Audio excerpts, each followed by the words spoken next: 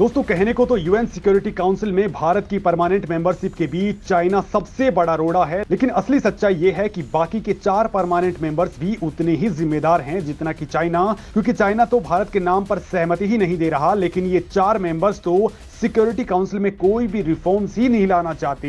ये रिफॉर्म्स पर बस बयान तो देते हैं, लेकिन कोई कॉन्क्रीट स्टेप इन्होंने आज तक नहीं लिया। और जब भी भारत का नाम आता है तो ये ऊपर से तो साथ दिखते हैं, लेकिन अंदर की सच्चाई को जानकर अब भारत नाराज हो चुका है और यूएन सिक्योरिटी काउंसिल में रिफॉर्म्स को लेकर भारत ने अपनी रफ्तार को तेज कर दिया है। दोस्तों भारत को पता है कि वीटो पावर ही वो असली चाबी है जिससे सुपर पावर बनने का रास्ता खुलने वाला है, और वीटो पावर मिलने के बाद भारत को अमेरिका, ब्रिटेन, फ्रांस या फिर रसिया में से किसी भी देश पर अपनी निर्भरता नहीं रखनी पड़ेगी। लिहाजा अब फ्रंट फुट पर आकर भारत ने खेलना स्टार्ट कर दिया है। दोस्तों इस वीडियो में मैं आपको बताने वाला हूं कि भारत ने अब चीन पर कौन सी चाबी घुमा दी है कि दुनिया में अफरा तफरी मचनी तय है, क्योंकि अब आरंभ बहुत प्रचंड हो चुका है। और इस बार आखिर भारत ने चीन छोड़िए अमेरिका और रूस को भी तबीयत से क्यों रगड़ डाला है, और अब जयशंकर के मुताबिक आखिरी वीटो कब तक मिल जाएगा।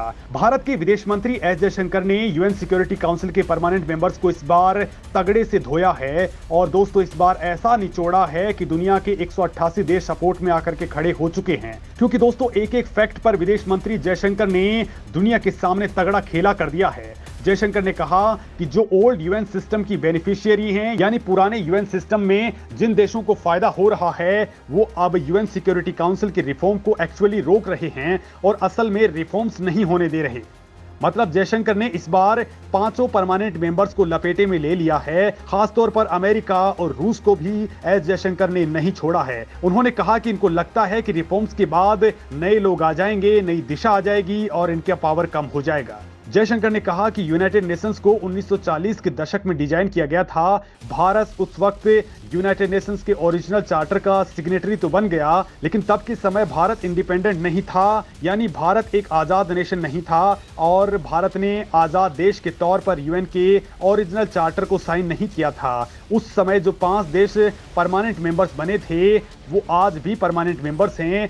उन्होंने अपने आप को खुद ही सिलेक्ट किया, यानी एक तरह से किसी हायर पोस्ट पर अपने सिलेक्शन खुद ही कर लिया। यानी कि आप ये कह लीजिए कि उन्होंने अपना वोट खुद ही कर लिया, क्योंकि ये उस समय किसी और देश की मनमर्जी से परमानेंट मेंबर्स नहीं बने थे। यानी दोस्तों बाकी देशों ने इनके नाम के ऊपर सहमति नहीं जताई थी, लिहाजा ये बदलाव नहीं होने देना चाहते। 193 देशों के संगठन में रिफॉर्म्स करना वैसे बड़ा मुश्किल टास्क होता है। यहां तक कि एक रूम में बैठकर इस मुद्दे के ऊपर बात करना भी अपने आप में एक बड़ी चुनौती होती है, क्योंकि सबकी अपनी अपनी डिमांड्स होती हैं, लेकिन रिफॉर्म्स बहुत जरूरी है, ना केवल भारत के पॉइंट ऑफ व्यू से बल्कि ग्लोबल पॉइंट ऑफ व्यू से, और ये यूनाइटेड नेशंस के लिए बहुत अच्छा होगा। अब रिफॉर्म्स करने वाले देशों और जो इन रिफॉर्म्स के खिलाफ हैं उनके बीच तनातनी होने वाली है, लेकिन भारत को इस बात का पूरा भरोसा है कि यूनाइटेड नेशंस में रिफॉर्म्स की मांग अब तेजी से मजबूत होती जा रही है। यानी अब और देश निकल करके आ रहे हैं जो यूनाइटेड नेशन सिक्योरिटी काउंसिल में रिफॉर्म्स की बात कर रहे हैं,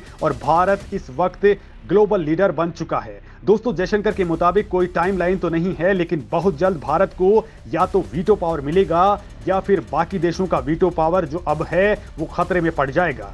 मतलब भारत ने अब सीधे सीधे वीटो छीनने पर ही फोकस कर दिया है, जिससे P5 नेशंस का सुख चैन छिन गया है, क्योंकि इन P5 नेशंस से अब 188 देशों को जवाब देते नहीं बन रहा है, लेकिन भारत इनकी हलक में हाथ डालकर इनसे जवाब निकलवा रहा है। रूस, फ्रांस, ब्रिटेन या फिर अमेरिका ने यूं ही भारत का सपोर्ट नहीं किया है, बल्कि इनकी हलक में भारत ने हाथ डाला है, क्योंकि भारत आज सुपर पावर नेशन की ओर बढ़ने को तैयार है। दोस्तों अब मैं आपको बताता हूं कि भारत के हाथ वो कौन सी चाबी लगी है जो चीन का ताला खोलने वाली है, और चीन को ना चाहते हुए भी भारत का सपोर्ट करना ही पड़ेगा। तो दोस्तों भारत इस वक्त मिसाइल टेक्नोलॉजी कंट्रोल रिजीम यानी MTCR का मेंबर है, जिसकी सदस्यता के लिए चीन फड़फड़ा रहा है। वो इस ग्रुप में एंट्री के लिए भारत की सहमति का बेसब्री से इंतजार कर रहा है, क्योंकि दोस्तों इस ग्रुप में शामिल देश ही एक दूसरे देशों के साथ में हायर एंड मिसाइल टेक्नोलॉजी को ट्रांसफर कर सकते हैं। ड्रोन्स और जो लेटेस्ट टेक्नोलॉजी हैं उनको वो आदान प्रदान कर सकते हैं। साथ ही स्पेस साइंस के अंदर जो cryogenic engine, semi cryogenic engine बनते हैं, उनके लिए भी इसका मेंबर होना बहुत जरूरी होता है। दोस्तों साल 2016 में MTCR का सदस्य बनने के बाद से भारत मानव रहित ड्रोन और उनकी तकनीक पा रहा है, ब्रह्मोस जैसी मिसाइलें बेच पा रहा है और NSG और UNSC में भारत की दावेदारी बहुत मजबूत हो चुकी है। तो स्पेस सेक्टर के अंदर भी भारत इसी वजह से तेजी के साथ आगे बढ़ रहा है। तो वहीं दोस्तों, चीन की मिसाइलें और उसकी तकनीक अब धरी की धरी रह जाएगी, क्योंकि उनकी खरीद फरोख्त से किसी भी दूसरे देश पर ये तमाम देश बैन लगा सकते हैं जो MTCR के मेंबर्स हैं। लिहाजा चीन को झक मार करके भारत का सपोर्ट करना पड़ेगा। तो वहीं दोस्तों, एक दूसरा बड़ा कारण है चीन की सबसे बड़ी परियोजना BRI, जिसका केवल भारत ने और अमेरिका ने सपोर्ट नहीं किया है। ये प्रोजेक्ट POK से होकर के गुजरता है, लेकिन ये जमीन भारत की है, लिहाजा भारत इसके खिलाफ है और चीन चाहता है कि POK की जमीन का इस्तेमाल हो, वहां से वो सड़क निकाल करके आराम से पाकिस्तान से होते हुए यूरोप और अफ्रीका तक पहुंच जाए और अपने BRI इनिशिएटिव को सही तरीके से पूरा कर ले। तो वहीं दोस्तों, चीन की दादागिरी को धड़ाम करने के लिए अब सेमीकंडक्टर वॉर भी छिड़ चुकी है, जिसका सरताज भी भारत ही बना हुआ है और सपोर्ट में अमेरिका खड़ा है। यानी हर एंगल से भारत चीन को घेर चुका है। अब उसे इस जाल से बाहर निकलने के लिए भारत का सपोर्ट चाहिए होगा। और दोस्तों, इसी के लिए भारत की ऋचा कंबोज यूनाइटेड नेशंस में कई बार दहाड़ चुकी हैं। खुले मंच पर भारत ने चीन की जोरदार खिंचाई की है, चीन की पूरी इज्जत को तार तार किया है, क्योंकि वो बार बार न केवल भारत के कामों में टांग अड़ाता है, बल्कि वीटो पावर को लेकर भारत के मुजरिमों को बचाने में लगा है। हाल ही में उसने आतंकी मसूद अजहर के छोटे भाई अब्दुल रऊफ अजहर को ग्लोबल आतंकी घोषित होने से बचा लिया था। इस पर भारत ने कड़ी आपत्ति जताई थी कि यूनाइटेड नेशंस के आतंकियों को बचाने के लिए ही वीटो पावर बांटता है, तो इस वीटो पावर को ही खत्म कर देना चाहिए। क्योंकि एक तो भारत जैसी कंट्री को, जो दुनिया की सबसे बड़ी डेमोक्रेसी है, मोस्ट पॉपुलेटेड कंट्री है, उसे वीटो से महरूम रखा जाता है, वहीं इन आतंकियों को बचाया जाता है।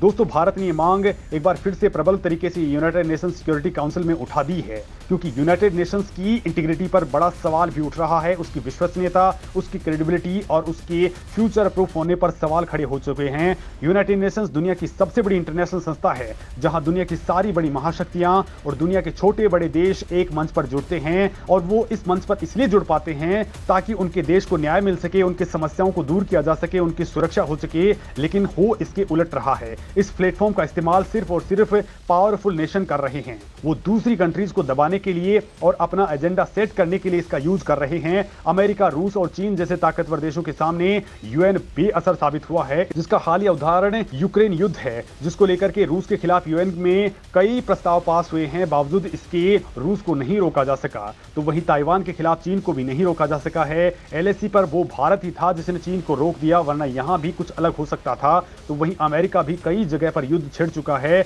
जबकि भारत दोस्तों वो देश है जो बड़ी से बड़ी नेचुरल डिजास्टर हो, कोई भी युद्ध हो, जहां पर पीस कीपिंग का मिशन चलाना हो, वहां UN की मदद में भारत कभी भी पीछे नहीं रहा। ऐसा दशकों से हो रहा है। आज भारत की स्थिति बहुत मजबूत है, लिहाजा परमानेंट मेंबरशिप में हिस्सेदारी और वीटो पावर के लिए भारत सबसे बड़ा दावेदार है। लेकिन अगर ये नहीं मिलता है तो भारत का इस मंच पर रहने का कोई भी मतलब नहीं रह जाएगा। सिर्फ वन वे ट्रैफिक नहीं, बल्कि टू वे ट्रैफिक की दरकार है, क्योंकि यूनाइटेड नेशन से भारत ने कुछ नहीं लिया है, बल्कि उसे बहुत कुछ दिया है। भारत के रुचिरा कंबोज ने बहुत ही स्ट्रॉन्ग तरीके से दुनिया को बता दिया है कि भारत को अब हल्के में लेने वाली सोच और गलती नहीं करें। दोस्तों, इस मामले में आप क्या कुछ कहते हैं, कमेंट करके जरूर बताएं।